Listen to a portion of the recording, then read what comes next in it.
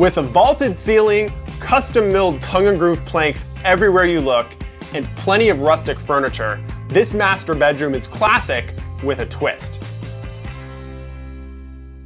The best way to describe the overall style of this bedroom is transitional Americana. It's just a fancy way to say a more sophisticated approach to classic country. Perfect example, this platform bed. Every country-style home has some type of quilted element in the bedroom. Here at the foot of the bed, we've got this beautiful red quilted throw, and we've also got quilted pillows here against the headboard. Next, this is called hotel-style bedding, which has this beautiful detail just around the edge. And then last but not least, there's usually just a little bit of modernism involved in transitional, and that's where these really good-looking striped pillows come in. Another strong element that fits into the really transitional style of Americana look is what I'm standing on. It's this traditional handmade rug. The pair of chests on either side of the bed are another perfect example of transitional Americana style. They're very traditional in their shape, but the fretwork on the front of the drawers is a little bit more clean and lacks a lot of ornamentation that you'd find on a traditional piece. The Americana comes in because of the washed look of the wood. Sitting on top of each of these chests are reclaimed lamps made from farm elements. One of the last elements in here that really screams transitional Americana is the window dressing.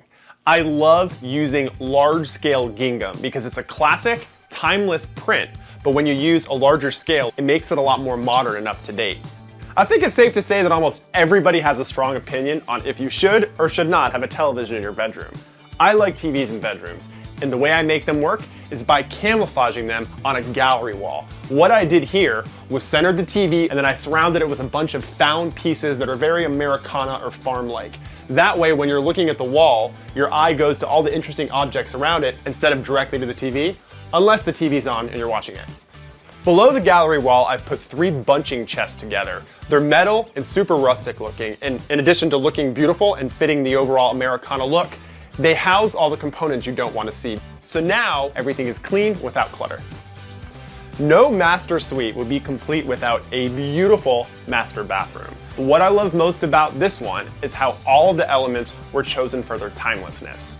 Classic blue and white is never going to go out of style.